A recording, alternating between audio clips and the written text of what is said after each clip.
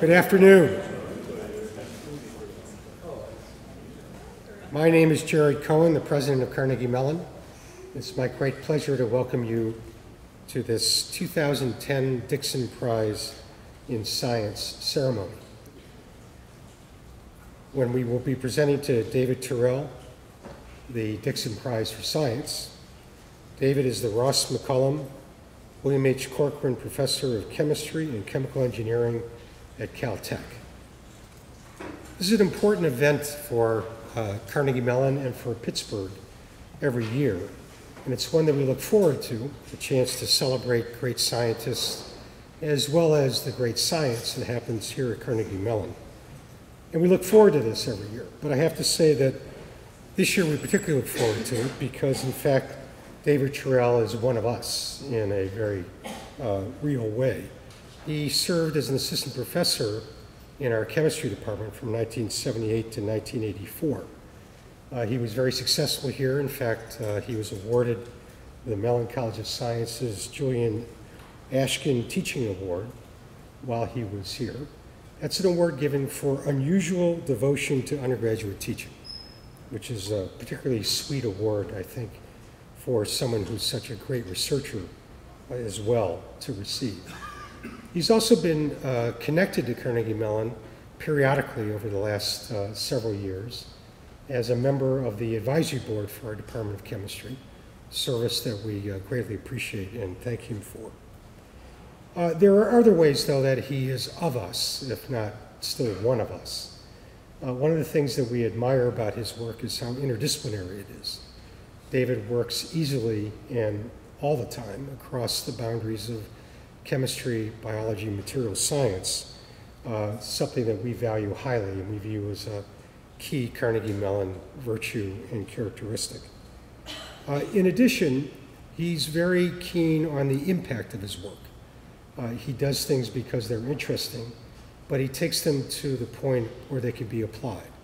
And in fact, we're proud of the fact, and I'm sure he is too, that there are biomedical devices out in the marketplace today that he created. In honoring the outstanding scientists that we do with the Dickson Prize for Science, we're also honoring the scientific traditions that exist in this city. And that very much was the motivation of the donors, the people who made this prize possible. They were Dr. Joseph Dickson, a physician here in Pittsburgh, and his wife Agnes Fisher Dickson, who created this prize in 1970. It's been 40 years. By the way, they not only created the Dickson Prize for Science, which Carnegie Mellon awards, but they also created the Dickson Prize for Medicine that the University of Pittsburgh awards. And in that way, they sought to honor the two great research universities of Pittsburgh as well. And indeed, they've done that. I want to note and thank Roy Riehl, who's an attorney, and an attorney who was connected to the Dicksons for many years, for his help and connection to the university and this prize, and his wife Virginia. I don't know if they made it to this event today, but they've been constant and faithful participants in the past, and I thank them for that. I want to thank also Guy Berry, well known to you as a professor emeritus of chemistry, and all the members of the Dickson Prize Selection Committee for their service. And finally, I want to thank Chris Matuszewski, who nominated David. Chris, as you know, is the J.C. Warner University Professor of Natural Sciences, and I'd like to call Chris up to give a better introduction of David Tirrell. Chris?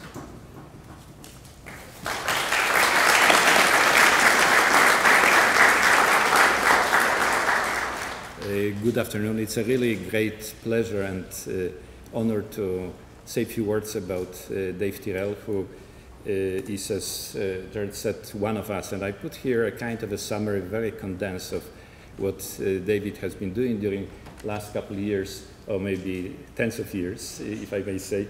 But Dave graduated from MIT, and then he moved to the University of Massachusetts. And in fact, in an unusual way, without any postdoctoral fellowship, he came to CMU in 1978 and stayed for 6 years. And then it was a big loss to CMU, but in fact, I should not complain much because Dave left, I could be hired. Otherwise, there would be no way to replace Dave in any way. So after additional 14 years at UMass, Dave moved to Caltech, where he served as a chair of chemical and chemical engineering division for over 10 years. And as Jared said, he's a William Corcoran Professor of Chemistry and Chemical Engineering. So the first award was indeed Julius Ashkin Award from Carnegie Mellon, and the most recent, obviously not the last, also from Carnegie Mellon, Dickson Prize.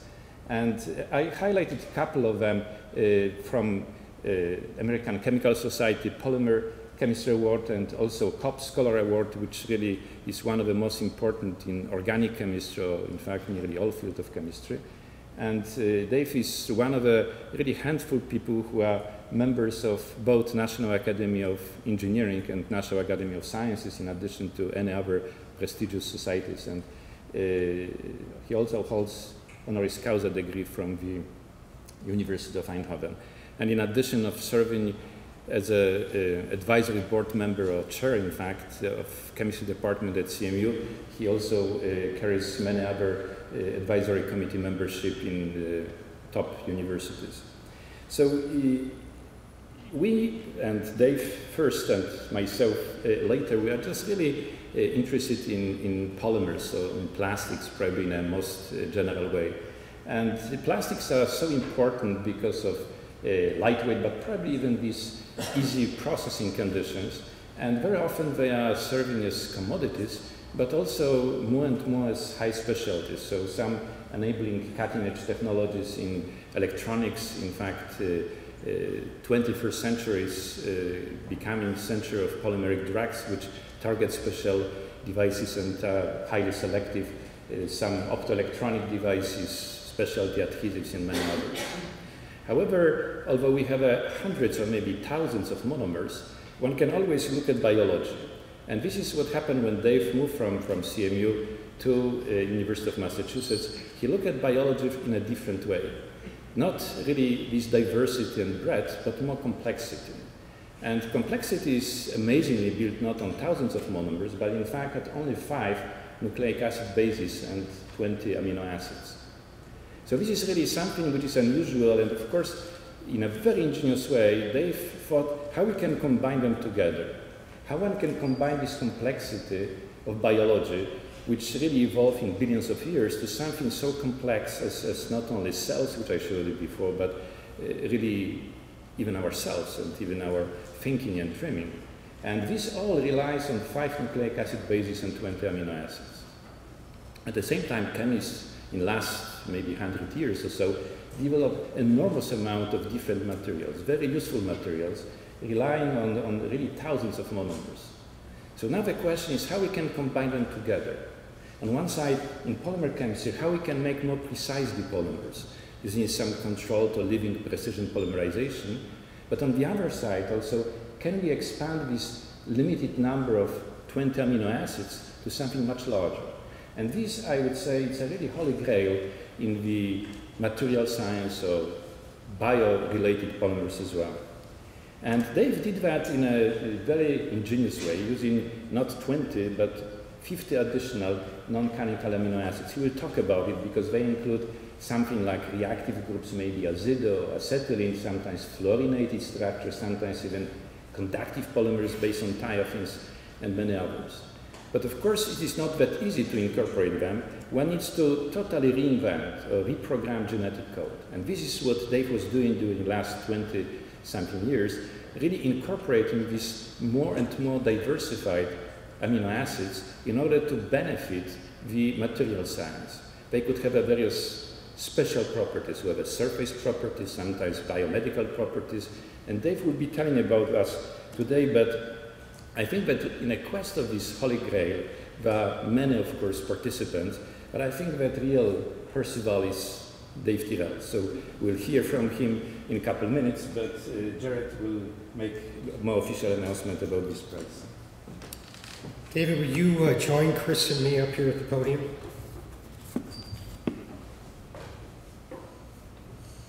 That's your spot right there. David Tirrell On behalf of Carnegie Mellon University, I'm pleased to present to you the 2010 Dickson Prize of Science for your outstanding contributions to science. And as representation and representative of this award, I present you with the medallion and the check. Congratulations. Thank you.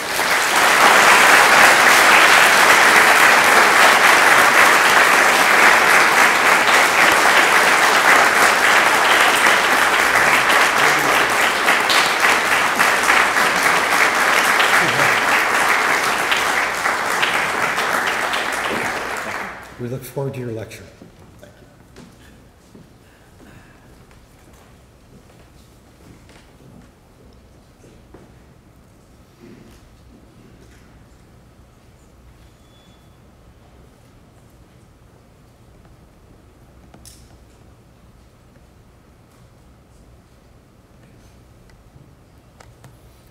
I'd like to begin, of course, with thanks first to President Cohen for very kind words for hosting this event.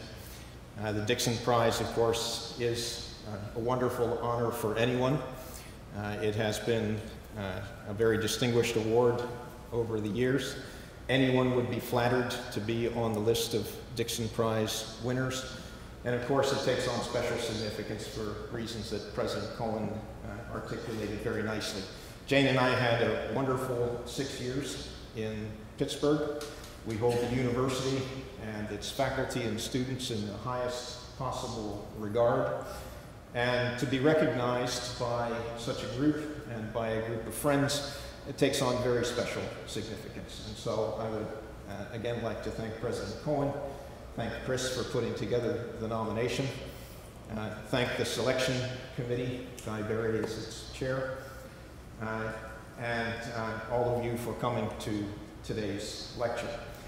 On the practical side, I also know that such events require a lot of work, and Victoria Bushmeyer has been a wonderful hostess for me, put together a complex schedule. We've spent 3 days here, actually enjoying Pittsburgh again, and things couldn't have been done any better. It's been a wonderful 3 days, and we're very glad to be back in Pittsburgh.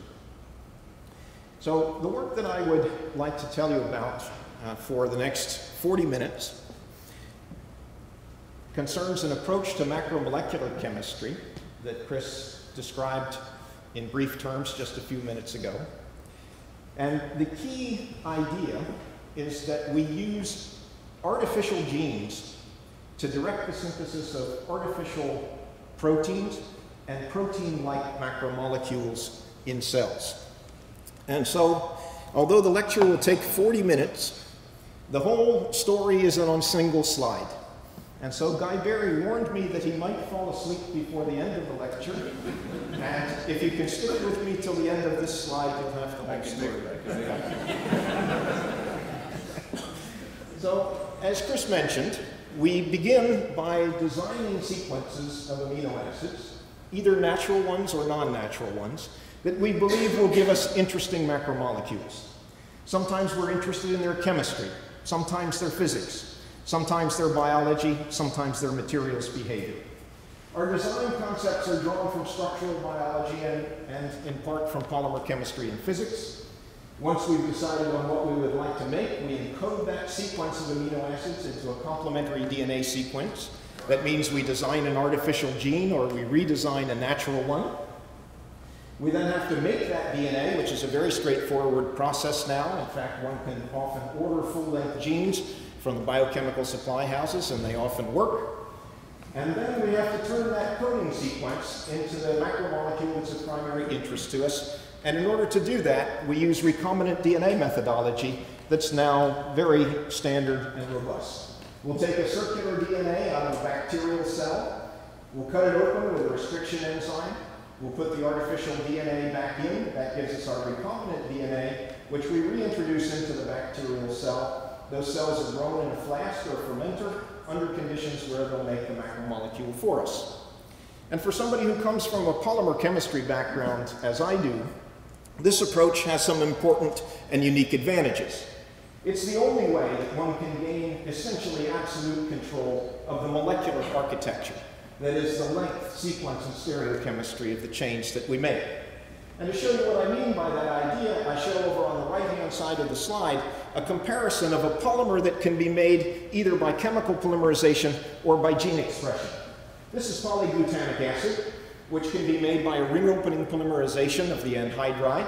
If one makes it that way and puts that product into a mass spectrometer, which measures the length of the chains and gives us a plot of number of molecules versus their length, we see all of the different chain length variants that characterize any chemical polymerization process. We always have competing initiation, propagation, and termination steps. On the other hand, if you'd like to make a polyglutamic acid that's a well-defined molecular species, and you'd like its molecular weight to be 8,000, you can build an artificial gene that encodes polyglutamic acid and go through the process on the previous slide. When you put that product into a mass spectrometer, that's what you see. A single molecular ion at the programmed molecular weight. If you'd like the chains to be twice as long, you make the gene twice as long, 3 times as long, and so on. And so the first take-home message, maybe surprising, maybe not, depending on your expectations, is that you don't lose the fidelity of protein biosynthesis because you're making an artificial protein. We see the same level of control here that one sees in the synthesis of natural proteins and nucleic acids. We also gain access to well-defined folded structures at the secondary structural level and at higher levels, so we can begin to control the 3-dimensional arrangement of protein assemblies and materials. We have access in a straightforward way to functional sequences derived from natural proteins, so we can begin to build biological information into macromolecular materials. We can amplify and evolve things when we don't get them quite right the first time. And then something that surprised us, we didn't anticipate this at the outset, is that this way of thinking about macromolecular chemistry would lead us to some new approaches to biological problems. So that's the good news, and that's what drew us into the field in the first place, but there's also some bad news here for a polymer chemist. And as Chris pointed out, this is the fact that proteins are made essentially from 20 amino acids. Now, 20 amino acids are enough to do catalysis, to do molecular recognition, to support all known forms of life. But it's not enough to do interesting polymer chemistry. And so much of our effort for the last 10 years has been devoted to diversifying this set of monomeric building blocks for the construction of proteins in cells. Now, we refer to this process as reinterpreting the genetic code. And I think that's a fair description of what's going on here. Because the conventional view, of course, is that we go in the cell from DNA to RNA to protein, and that the genetic code will tell us, once the messenger RNA has been made in the cell, what the sequence of the protein has to be. So the cell is interpreting the codons in terms of their cognate amino acids. What we will do is, under conditions where we're making the protein in the cell, is it will give the codons new meaning, so that rather than an AUG codon delivering the natural amino acid methionine, it will deliver an analog of methionine with different chemical and physical properties. So we're doing codon reassignment in the cell. If we're going to reassign codons, we have to understand how they're assigned in the first place. There are 2 key steps involved in codon assignment. The first is shown over on the right-hand side of the slide, the amino acylation step, in which the amino acid is activated by a synthetase through reaction with ATP and attached to the 3' end of its transfer RNA. This is the most stringent step in the process. Everything that comes further downstream is more permissive than amino acylation. And if you had a minute to think about that statement, I think you wouldn't find it surprising. The ribosome, for example, which actually delivers the amino acid to the end of the growing chain, has to accommodate all 20 of the natural amino acids, so it can't be terribly selective. The synthetases, on the other hand, are adapted one by one to the individual amino acids, and they're highly selective with respect to recognition of the amino acid side chain. The second step at which we can intervene in the process is the decoding step, where codons and anticodons pair up to deliver the amino acid at the ribosome. We've worked on that step and I'd be glad to talk with you about it after the lecture if you'd like. But what I'd like to focus on for the next few minutes is the consequences of gaining control of the aminoacylation activity of the cell.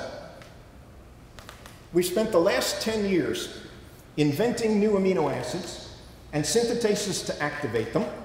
And by doing that, we've been able to introduce the new monomers that Chris showed on his slide a few minutes ago.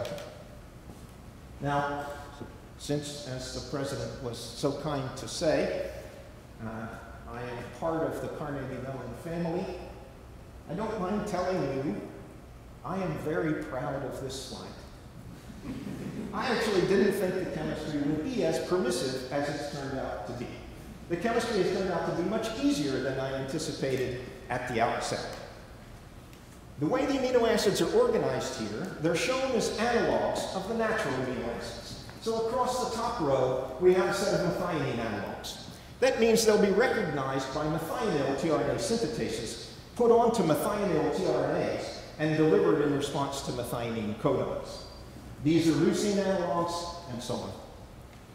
The color code shows what you have to do in order to get the amino acid to go into proteins made in cells. If the amino acid is shown in black, you essentially don't have to do anything at all. You just soak the amino acid into the cell, the wild-type synthetase will activate it, and it will put it into the protein in response, for example, to methionine codons. Now, if you have lots of methionine in the cell, those codons will be decoded statistically. But if you've depleted methionine from the cell, you can decode all of the methionine codons as one of these amino acids. For example, azidohomoalanine, AHA, an amino acid that we'll talk about in detail in a few minutes. If the amino acid is shown in blue, it's also activated by the wild-type synthetase, but very slowly. And so we have to express extra genetic copies of the synthetase in the cell. If it's shown in red or shown in green, it requires a mutant synthetase. And I'll show you how we do the surgery on the synthetases to enable activation of these kinds of amino acids. The other thing that I'd like you to notice is the range of new chemistry that becomes available in this way. Natural proteins don't have carbon-carbon double bonds. They don't have triple bonds. They don't have azids. They don't have fluorine. They don't have strain rings. They don't have ketones or any of the substituted aryl groups shown here. So as I mentioned, we spent a long time, probably 10 years, developing the methodology needed to incorporate these amino acids and others. And eventually we face up to the kind of question that we all face in our research programs. So what? Why should anybody care that we have a new set of amino acids that can be used to make proteins? And what I'd like to do is to show you in the next few minutes 4 examples of why one might care. These are 4 areas in which we're exploiting this chemistry to do things that we hope are either scientifically valuable or perhaps technologically and ultimately commercially valuable. The movies over on the right-hand side of the slide refer to the first program that I'll tell you about, in which we're designing new proteins for use in surgery and regenerative medicine, and in particular trying to understand how wounds heal and how wound healing can be facilitated by artificial protein design. We've developed new methods for analyzing protein synthesis in cells and tissues and whole animals. We have a protein evolution program where we evolve proteins so that they can use this new set of amino acids, or in some cases actually prefer this new set of amino acids. And then I'll finish with a very short story talking about our protein modification work, where we have a modified interferon beta in a clinical trial for the treatment of multiple sclerosis. Now, the talk will be divided into 4 short stories. The first 2 are longer than the last 2, and I'll warn you when we're going to the next story. In case you've drifted off, I'll let you know when it's time to refocus, and then you won't have missed anything important. So the first story is a work on materials for surgery and regenerative medicine. These are materials that we refer to as artificial extracellular matrix proteins, or ECM proteins. And the objective is to try to restructure tissue as it heals after surgery. It may be simple surgery, it may be something much more ambitious where one has implanted cells or therapeutic substances of one kind or another. but you always have to heal after surgery. We're interested in controlling both the physical properties and the interactions of these proteins with surrounding cells and tissues. And we do this in the simplest possible way. We recruit domains from natural ECM proteins, each of which does part of the job, and we combine them into multi-domain, multifunctional proteins that we hope will do the whole job that needs to be done. And so, for example, in the project that I'm going to tell you about, which is directed toward surgery in the cornea, we're interested in soft tissue engineering, and we need material properties that match those of the corneal tissue. For that purpose, we recruit domains from the natural ECM protein elastin. Elastins are made up in large part of just 3 amino acids, valine, proline, and glycine. And so we put together an artificial gene that encodes long sequences of those 3 amino acids. We'll combine those sequences with cell binding domains that are derived from another ECM protein called fibronectin. In particular, the cell binding domains that we're going to use in the example that I'll show you contain the well-known RGD sequence, which is targeted toward integrin receptors on the corneal epithelial cell surface. And so what we'd like to be able to do here is to implant a kind of contact lens into the corneal tissue, and then to allow the corneal epithelium to heal rapidly after implantation. And so we need to be able to encode biological information that encourages that rapid closure of the corneal epithelium. So we'll encode that combination of sequences into a long artificial gene. And if you count up the subscripts here, you can see this is quite a long protein. It has about a 40,000 molecular weight or so. And then there's one more feature that we need to encode, and that's the capacity to undergo chemical cross-linking between protein chains, because we want to implant a solid object into the cornea, and these proteins are soluble proteins. So we need to cross-link them. There are several ways in which we can do that, but a particularly interesting and useful way is to do it photochemically by incorporating the non-natural amino acid parazitophenylalanine. We do this by encoding phenylalanine in the sequence, and then we allow azitophenylalanine and phenylalanine to compete for those codons. And this is actually an important feature of the design, because it allows us to make a whole family of related sequences from a single artificial gene. One of the standard ideas from early molecular biology was one gene, one polypeptide. That's no longer true in this case. We make one gene, it makes one messenger RNA in the cell, and then we decode it in different ways depending on how much of the artificial amino acid we put in. And that then allows us to cross-link materials, either very tightly, if we have lots of the photosensitive amino acid in there, or very loosely if we put in only a little bit of the cross-linker. But before we can do that, we have to face up to the fact that the natural enzymatic machinery of the cell won't use para-azitophenylalanine. The reason for that became apparent when this crystal structure was published of the phenylalanyl tRNA synthetase with phenylalanine bound at the active site. The synthetase is shown in green and yellow, and then phenylalanine shown in purple. You might imagine that if we tried to incorporate 3 nitrogen atoms at the 4 position of phenylalanine, we would run into trouble with these residues at the back wall of the substrate binding pocket. So we did the simplest thing one could imagine. We took off this side chain by site-directed mutagenesis, converted that residue to a glycine, opened up a hole at the back wall, and then we get a synthetase that activates azido-Phe very nicely. In fact, it activates azido-Phe faster than the wild-type synthetase activates phenylalanine itself.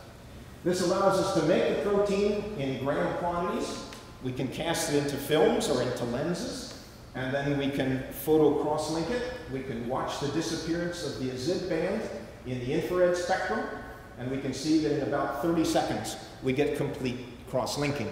This then allows us to mold the structure that we're interested in with plenty of time taken to do that, and then to do the photo cross-linking and photo curing of that implantable lens.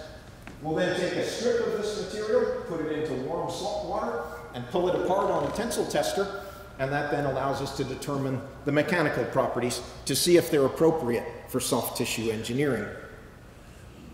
As you would imagine, as we put in more and more of the azide, replacing anywhere from 30% of the phenylalanines to 50% of the phenylalanines, the slope of the stress strain curve increases, indicating that the modulus, effectively the stiffness of the material, is increasing. We get moduli in the range of a megapascal. This is about like a soft rubber band, and it's perfectly appropriate for engineering of corneal tissue. The real test of performance of such objects, though, is to implant them in animal models. This is done in rabbits in collaboration with a group at UC San Francisco. Dan Schwartz directs the corneal surgery group there. These surgeries were done by Marcia Chung. What Marcia did here was to open a 3mm opening in the corneal epithelium. This is a little bit like what would be done in LASIK surgery. In LASIK surgery, the surgeon opens the epithelium and uses a laser to burn away part of the corneal stromal tissue. We don't have to remove any tissue in this surgery. This surgery, by the way, is called the corneal onlay surgery. It's not clinically practiced because there is no material that performs in a satisfactory way. So Marcia removes the epithelium over a 3mm spot. She then puts on a lens over the top, tucks it in at the edge, and drops on a little bit of fluorescein. So you can see where the protein is exposed. That's the green area. That's the edge of the epithelium right there. That's the edge of the lens right there. Immediately after surgery. After 2 days, it looks like that. And after 1 week, we get good integration of the lens into the corneal tissue. That's the result that we were after. It's encouraging, but of course, in order to be useful, these kinds of implants will have to last for a very long time, and we're now doing the longer-term implantation experiments to see if they do. Now, you may be wondering, I hope you are, did that RGD sequence really make any difference? What would have happened if you put in the protein with no RGD sequence? And the honest answer is, we don't know. We never did that control. We probably won't do that control in animal studies. But we can look carefully in vitro models of wound healing to try to understand in quantitative detail how materials design can be used to control wound healing. The assay that we developed was done in my laboratory by Eileen Fong, a graduate student in bioengineering. What Eileen did was to spin coat a thin layer of the ECM protein onto a glass slide, cover up a little bit of it with silicone rubber, put down fibronectin over the whole surface so that epithelial cells could adhere everywhere. She puts down corneal epithelial cells, gets an intact monolayer, strips off the PDMS, generates a wound edge, which we see over in these images right here, and then she watches to see whether the cells will repopulate the test surface. Now we're going to show over on the right-hand side of the slide 2 movies. One for the authentic protein that has the RGD sequence, so it has the biological information in it, and one protein that's identical, except we've switched the positions of the G and the D. So the physical chemical properties are identical, but the biological information is gone from the material at the bottom. We're going to go pretty fast, about 1 hour per second. You might be able to see that there's a counter in the top left, and we'll see how these 2 surfaces do. We start the real surface. We're at about 10 hours. You can see that the RGD surface is healing relatively rapidly, and I'll stop it at about 20 hours. We look down below at what's happening down here. You can see that these cells are probing the test surface, but in fact, over a 30-hour period, the wound edge really doesn't advance at all. So now, by mixing these 2 proteins, the authentic one and the scrambled one, Eileen can vary the adhesive properties of the surface and determine how that changes the wound healing behavior. So here she's measuring the overall rate of wound closure as a function of the percentage of the authentic protein in that surface. And what she finds is about a 5-fold increase in the wound healing rate as the RGD density goes up. She showed me these results, and my private, unspoken reaction was, well, that's not really very interesting. It's not very surprising. Of course, you put in more of the adhesion ligand, the cells will migrate faster, and the wound will close faster. So is faster wound closure a consequence of faster cell migration? It became interesting when Eileen showed me these results. No, the migration speed essentially doesn't change. It may change by 15%, but it certainly doesn't change by 500% as the wound closure rate does. So how can the wound heal faster if the cells are not migrating faster? Well, one of the referees, very helpful, suggested that perhaps it was faster cell proliferation. We knew that it wasn't, because we'd watched 1,000 of these movies, but in order to satisfy the referee, we watched 1,000 more movies. And we determined that the proliferation rate essentially doesn't change. So the cells aren't moving faster, they're not dividing faster. How come they're healing faster? It seemed to us that the most likely source of the faster healing was a decision that the cells have to make when they cross the boundary. They test the new surface. If they form adhesive contacts, they make a decision to move across. If they don't make adhesive contacts, they retreat. And so Eileen developed a new experiment in which she would spin coat one protein over top of another to make an interface where we could look at the behavior of isolated cells and we could look at that decision-making process in a direct way. Here she just spins the RGD protein over top of the RGD protein, so you wouldn't expect the cells to even know that that interface is there. And if you watch, they don't seem to know. They cross in both directions at equal rates, and they cross rapidly. But here she spun the adhesive protein over the control protein. Watch what happens now. In particular, focus on the cells over here as they approach this interface. They don't cross. They bounce off the interface, they run along the interface, but they don't cross at any reasonable rate. See, these guys will come up, they'll run along, they'll bounce off. And so by watching many of these movies, Eileen was able to determine a crossing probability or crossing rate, and when she determines that as a function of the percent RGD in the test surface, we find that the variation is over a range of 6-fold, and it accounts essentially entirely for the variation in the wound healing rate. And so the boundary crossing is the determinant of the wound healing rate in these kinds of systems.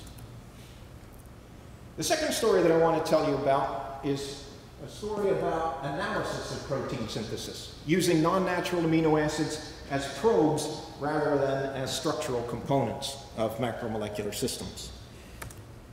This work was started as a result of a conversation with my colleague Erin Schumann in our biology division. Erin is a neurobiologist, and she's interested in the role of protein synthesis in the formation of long-term memory. In order to make long-term memory, we have to make new proteins. That's not true for short-term memory. Short-term memory is very fast. It doesn't rely on de novo protein synthesis, but long-term memory does. Some of that protein synthesis occurs in synapses. Rather than occurring in the cell body, when a synapse is stimulated, it turns on a protein synthesis response, and the newly synthesized proteins will modulate the synaptic strength. So the synapse becomes either stronger or weaker, depending on the nature of the signal. Erin would like to know what proteins are made in the synapse in response to what kinds of signals. This is a very hard analytical problem. First of all, the proteins are made in small numbers. You'd like to see the first ones that get made. And secondly, they're made in a soup that contains thousands of other proteins. So how do you find the new ones when the old, uninteresting ones are there in much larger numbers? Situation's a little bit like this, shown over on the left-hand side. This is the synapse before, this is the synapse after. There's a new protein in this population, but it's hard to find because essentially all of the signal comes from the proteins that we don't care about. So we have to make those proteins invisible. And if we can do that, the new protein becomes easy to find and easy to identify. So we make the old proteins invisible by pulsing into the cell azidohomoamine, that methionine analog that I mentioned a few minutes ago. If new proteins are made in the synapse, those proteins will pick up the azide side chains, which makes those proteins susceptible to an azide alkyne ligation, which allows us to click on a flag tag or a biotin, some sort of an affinity tag, which then allows us to purify the newly synthesized proteins away from all the old ones, which don't have azides in them. This is a procedure that we refer to as BONCAT, because nobody wants to say all of that. And I'd now like to emphasize the generality of the method. This allows you to get time-resolved information on protein synthesis in cells, because you identify only the proteins made during the pulse of AHA. So a typical experiment would involve a cell that's stimulated in some fashion.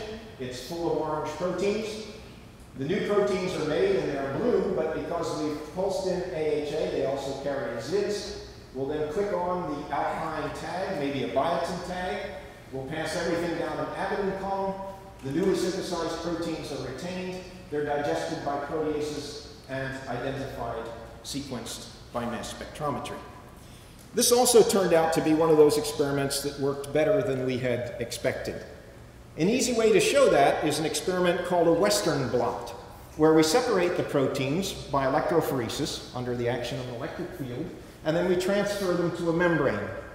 We've clicked on biotin, so we then use an anti-biotin antibody to visualize proteins. If we put AHA into the cells, we find hundreds of proteins have been biotinylated during the AHA pulse. If we leave the AHA out, we don't see much background. That tells us that we're not labeling the pre-existing proteins. If we put AHA in, but we inhibit protein synthesis, we don't see much background in those experiments either. So we have to be making new proteins, and we have to have AHA in the cells. When we take this to mass spectrometry, I'd just like you to look at the numbers over on the right-hand side of the slide. In a typical experiment, we'll identify several hundred proteins. Here we identified about 200. And then we do controlled experiments where we put only methionine into the medium, and here we'll pick up a handful of proteins. This tells us what the level of false positives would be. It's at the level of a few percent. Now, sometimes you'd like to know not only what the newly synthesized proteins are, but where they are in the cell. And that can be done in a variant of the experiment in which we click on a fluorescent dye rather than a biotin or a flag tag. This experiment was done in brain slices, a much more complex sample than neuronal cell culture. And here we have a slice through the hippocampus of the brain, the region where memories are formed. And we have pulsed with AHA and then clicked on a fluorescent dye. You can see lots of protein labeling in that brain tissue.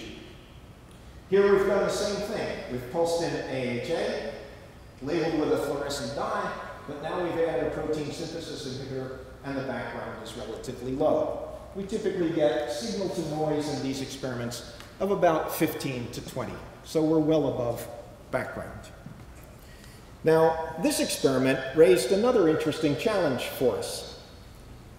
You remember that we would like to understand neuronal protein synthesis, and neurons are not the majority cell in the brain. There are 10 glial cells for every neuronal cell. So if you want to understand neuronal protein synthesis, you don't want to have to look through all those glial cell proteins. You want to restrict labeling to neurons. Can you do that? Not with AHA, because AHA is used by the wild-type synthetase, which is present in every cell. But if you use an amino acid that requires a mutant synthetase, you can then express that mutant synthetase under control of a neuronal promoter, and the non-canonical amino acid can be used only by neurons and not by other cells. We haven't done that yet, but we've done an analogous experiment in bacterial systems that I think shows proof of principle, and the experiments in animals are underway, as I'll show you in a minute. So here's an experiment that was done in bacteria, where we used ethylphenylalanine as the amino acid tagging reagent. It's not activated by the wild-type synthetase. It is activated by a mutant phenylalanine synthetase, in fact, the same one that we used for azidophenylalanine a few minutes ago. So we then make a bacterial cell that carries that mutant synthetase under control of a promoter that we can turn on by adding IPTG, a sugar analog. This will turn on the synthetase only when we add IPTG, and that should begin the incorporation of ethynyl phi into bacterial proteins, and we should then be able to turn it on and off as we wish. So I'm going to show you a timeline of the experiment up here and a set of Western blots down here. The first thing that we have to do is to show, because we're looking again for biotinylated proteins as before, we have to show that we can find the endogenous or natural biotinylated protein in the bacterial cell. There is one, and it's right there. So when we do an experiment before time 0, just looking at our ability to detect biotinylated proteins, that's what we see.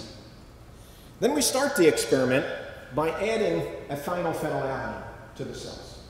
We look again 15 minutes later to see if we've seen any labeling of proteins. 15 minutes is a long time in the life of a bacterial cell. It's a half a generation. The cells have made thousands of proteins during that 15-minute interval.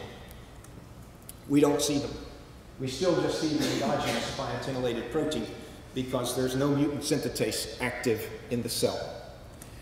We then induce the mutant synthetase by adding IPTG, and we look again 5 minutes later, and we see labeling of hundreds of proteins. We can then take time slices to see what happens in the next 5 minutes, the next 5 minutes, and then we can determine the consequences of activation of a particular promoter in the bacterial cell in a time-resolved and cell-selective way. Where does the cell selectivity come from in this system? Well, for example, if you're interested in host pathogen interactions, the chemical warfare that goes on between your cells and bacterial pathogens as they infect your cells, you might want to look at what's happening only in the bacterial cells in terms of protein synthesis. We know that certain bacterial pathogens, for example, inject proteins into your cells to disable your cells and kill them. We'd like to be able to understand that process without looking through all the mammalian proteins and look only at what's going on in the bacterial cell. And that's what we did here. We outfitted the bacterial cells, which are the green rods, with the mutant synthetase. They're infecting mammalian cells, which are shown in red using a conventional cellular dye, and then we click on an alkyne dye, and we find that that alkyne dye goes only after the bacterial cells. That then allows us to pull out and enrich the bacterial proteins and identify them without all the signal that comes from those mammalian proteins. I mentioned that the most ambitious implementation of this experiment would be in whole animals. We're trying to do this now primarily in nematodes in collaboration with Paul Sternberg, who has one of the world's leading C. elegans laboratories. We've shown that we can label worm proteins nicely with AHA. We're looking here at a worm that's been labeled in that fashion. You might know that, well, maybe you don't. Worms only eat bacteria. And so we have to get AHA into these worms, and we do that by loading up E. coli cells with AHA. The worms eat them, they recycle the AHA from the bacterial proteins into their own proteins, and then we can label with a fluorescent dye. So we know that the worms will use non-natural amino acids. We get surprisingly good labeling of that C. elegans tissue, but we haven't yet successfully expressed the mutant synthetases. Those experiments are underway. 2 short stories to finish up. Just a couple of slides on this one, and 1 slide on the last one. This may be a question that only a polymer chemist would ask. What if proteins were made from different sets of amino acids? Could they retain their catalytic and molecular recognition properties, but acquire other properties that we would like to have for therapeutic or industrial purposes? From a polymer chemist's point of view, proteins are not such great macromolecules. They're proteolytically unstable, they're thermally unstable, you can't dry them out, you can't expose them to surfactants. There are a lot of things that we'd like to change about proteins to use them in therapy or in industry. And we think that the use of different building blocks will allow us to get there. Now, we're primarily driven here by curiosity. We would really like to know if this is possible.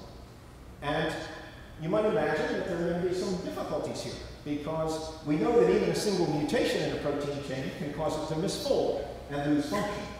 So what if you try to change in a wholesale way the amino acid building blocks for proteins? Won't it misfold and lose function? In most cases, it probably will, because proteins have evolved within the context of the 20 amino acids. So what if we could re-evolve them in the laboratory in new amino acid contexts? Could we then restore their function if they've lost it in the natural sequence? We've done this in a bunch of different systems now, but this is representative of what we find. We started by looking at the consequences of fluorination of proteins.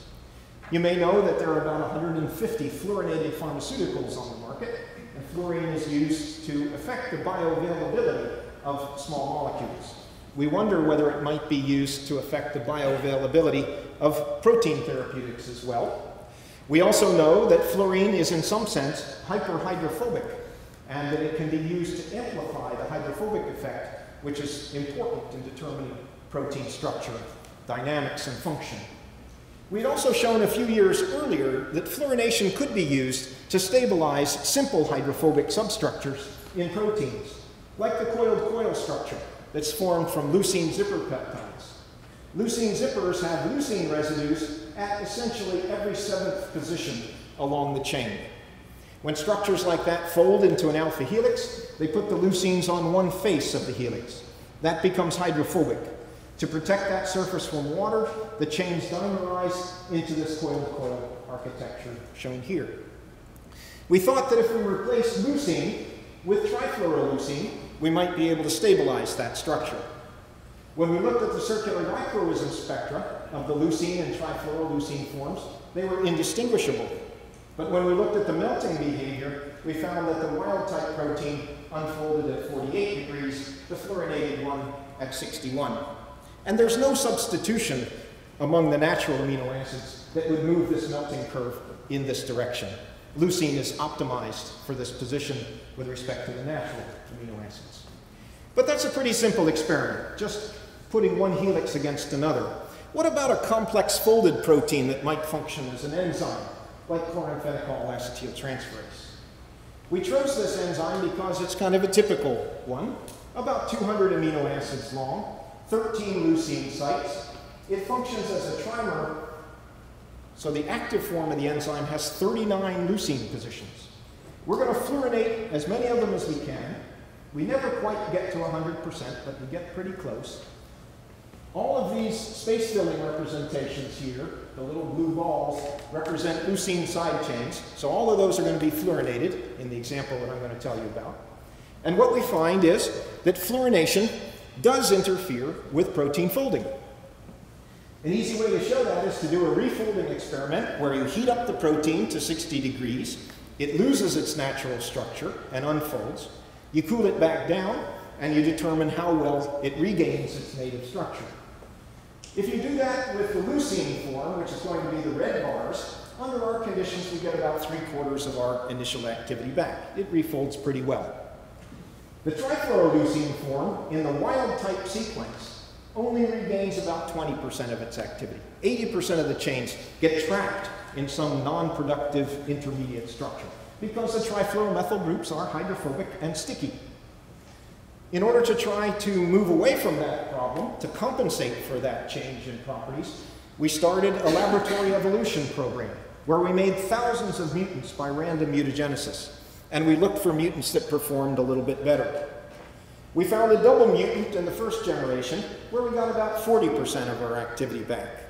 We randomized again. We found a third mutation where we got between 50 and 60% of our activity back. We randomized again. We acquired a fourth mutation, and now we have an enzyme that recovers as much activity as the wild type, and in fact its initial activity is somewhat higher than that of the natural enzyme. So this was a particularly easy example. It only required 3 rounds of mutagenesis, 4 mutations, to get back to wild-type behavior. And we were very pleased to see that the molecule didn't take the easy way out here. The easy way out would have been to eliminate leucine codons, and so we would have gotten an active enzyme, but it wouldn't have had as much fluorine. We didn't lose any of the leucine sites here, and this is a highly fluorinated, highly functional enzyme. We've now done this with single-chain antibodies. We've done it with the green fluorescent protein, and in fact, the results have been, in general, consistent with those shown here. I think this is a general strategy for the engineering of proteins with novel properties.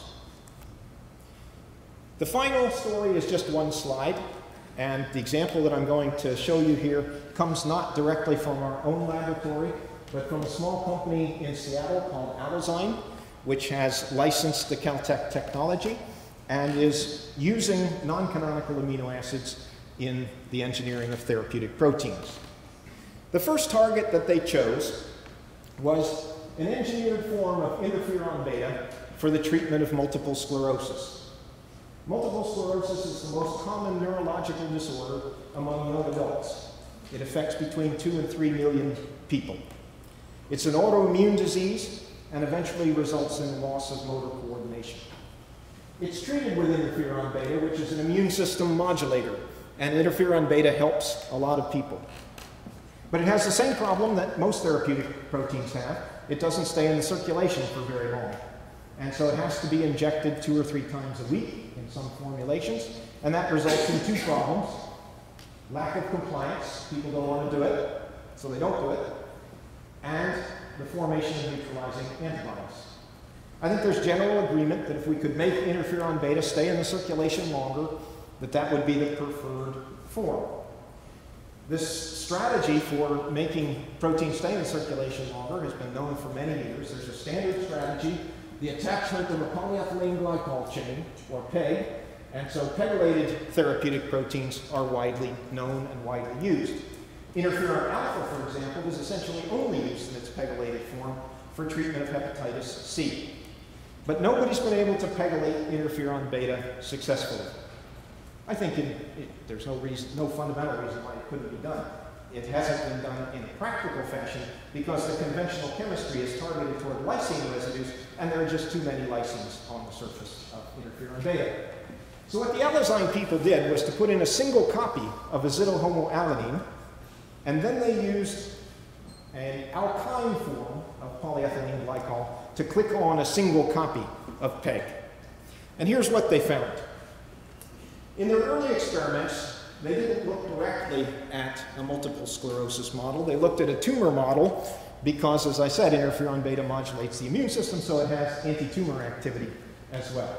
So here's the experiment in mice, and this was used in large part to persuade the FDA to begin the clinical trial. They implant the tumor in mice, and then they watch the increase in the tumor size as a function of time. If there's no treatment, the tumor grows according to the green line. If the tumor is treated with a clinical form of interferon beta, 3 units, 3 times a week, there's some suppression of tumor growth. But if it's treated with the pegylated interferon beta, 1 unit rather than 3, once a week rather than 3 times a week, there's complete suppression of tumor growth. So as I said, those data were used, along with many others, to justify the start of a clinical trial. That's been underway for about a year now, and we'll find out if this approach has any role in the treatment of multiple sclerosis. I'm sure many of you have seen lots of people who've been able to help mice and never helped any human patient. That may be what you see here. We hope not, and we hope that this approach to protein engineering will, in fact, enter the clinic soon. So that was the story that I wanted to tell you. I mentioned the names of a few of my co-workers, not nearly as many as I should have. The names are listed here for the group that worked on the ECM proteins. I didn't have a chance to talk about our work on reversible gels. I did talk a bit about our protein analysis work. The dilating was initiated by Kimberly Beatty, the protein evolution work by Jim Montclair, and the group at Allozyme is listed here. We have support from the usual places. We're very grateful to have that. And again, I'd like to thank all of my hosts here for a wonderful honor. We have very warm feelings about Carnegie Mellon and about Pittsburgh, and it's been a real pleasure to be back here today. Thank you.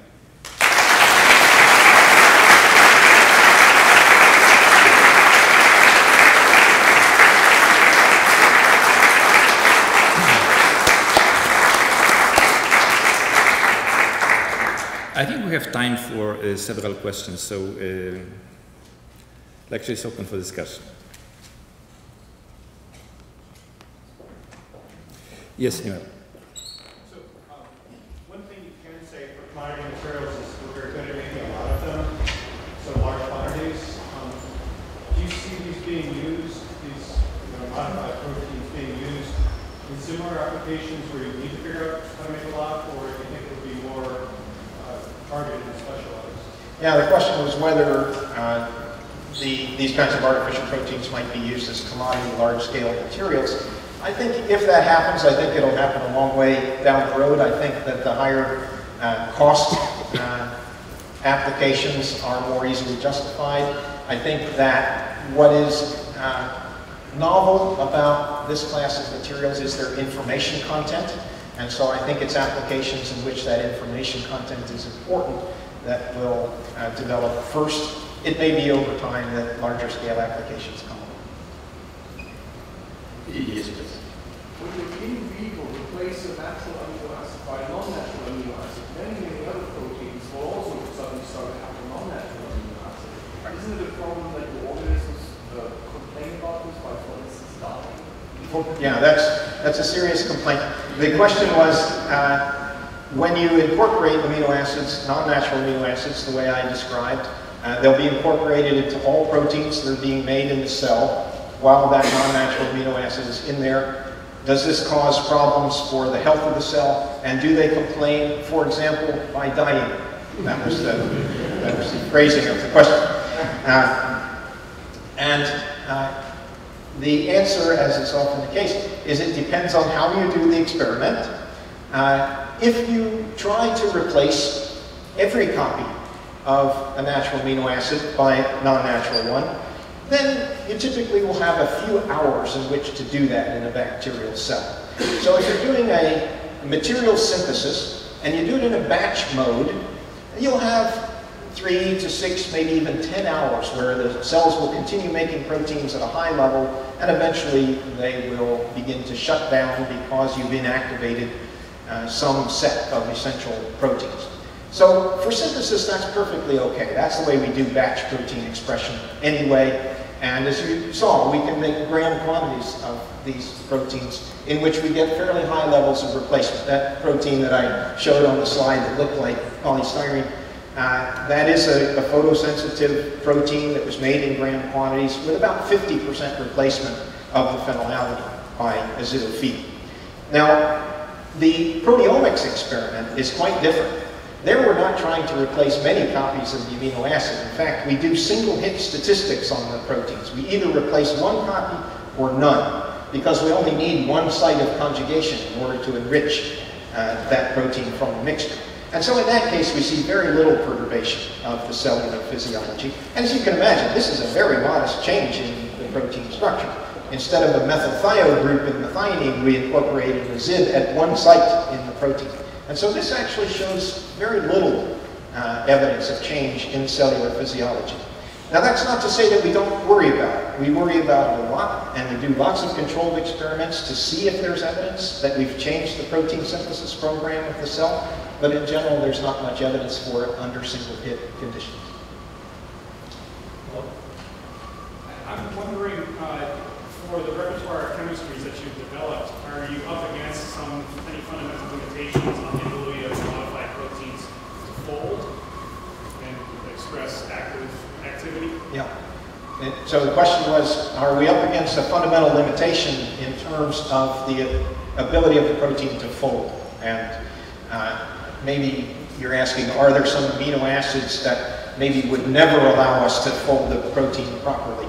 And we don't think about this in a very sophisticated way. My intuition is that this will be largely size dependent, that as we increase the size of the amino acid side chain further and further from the natural amino acid, we'll have increasing difficulty.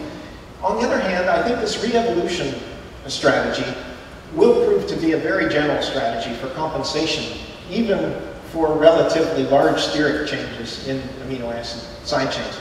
You'll notice that for the fluorination case, which does involve both a change in size and a change in polarity, and a change in the nature of water at the surface, that it required only 3 rounds of evolution and only 4 compensating mutations to compensate for 13 trifluoromethyl groups.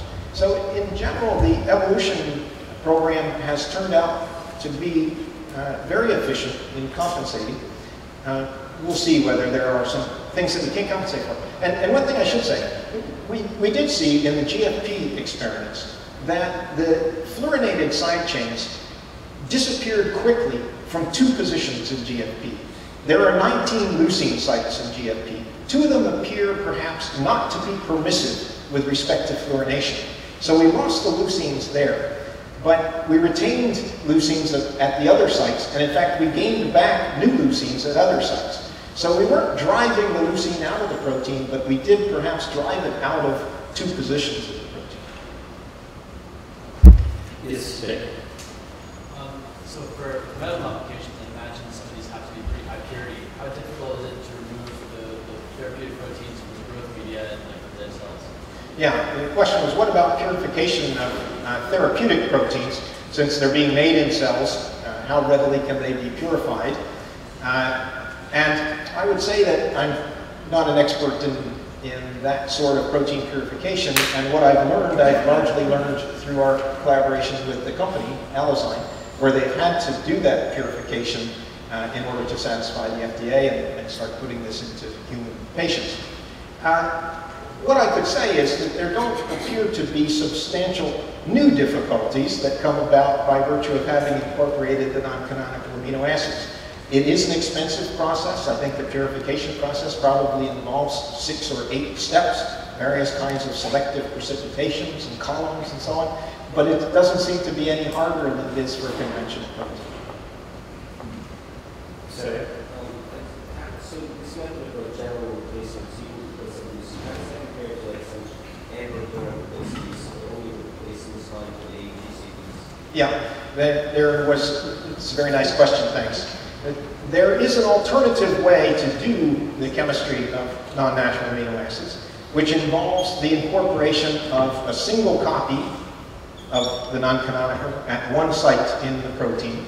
That's generally done by using a stop codon to deliver the non-natural amino acid, and then a suppressor tRNA as the carrier for the amino acid. So I would say that the 2 methods are complementary to one another.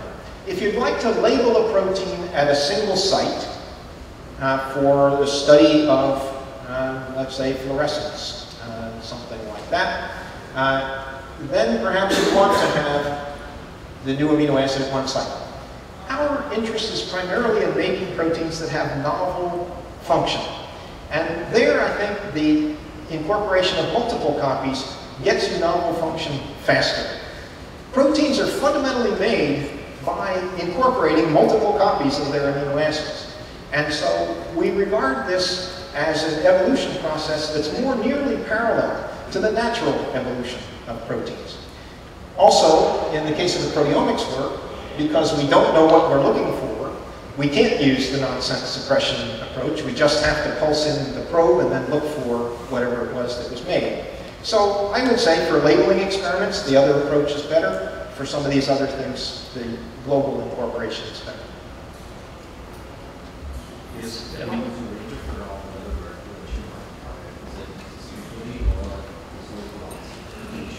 Yeah, the question is, what about targeting of the interferon? Again, I don't think we're doing anything unusual. There's no targeting of interferon specifically to the tumor. The pegylation just keeps the molecule in the circulation longer. In fact, it appears to stay in circulation for several weeks.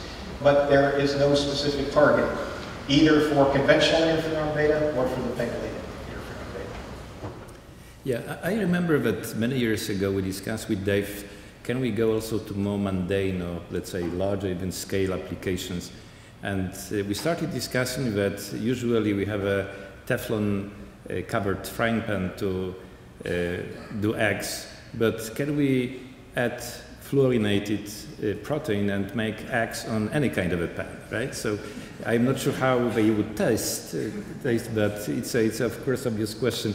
But I'm thinking about some other, not necessarily biomedical applications, which is obviously the first thing. Do you think that some conductive polymers or some special other things, can it be also applied in a smaller, maybe surface modification quantity? Yeah, I think so. I think that it will largely come down to the question of cost, and if the application demands the cost, then there's no fundamental problem. These things can be made on a very large scale.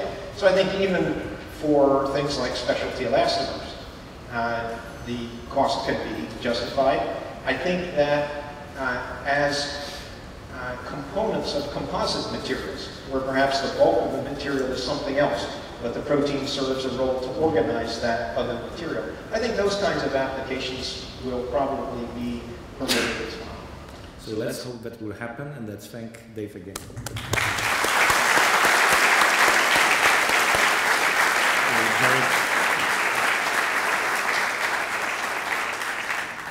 And let me close just by saying that, for the record, Guy Berry's attention did not waver 1 second during that entire presentation, and I was watching. No wonder David won the Ashkin Award. He richly deserved it, as he does the Dickson Prize. Join us on the 4th floor and join me in thanking David Tirrell one more time for his marvelous talk. Congratulations.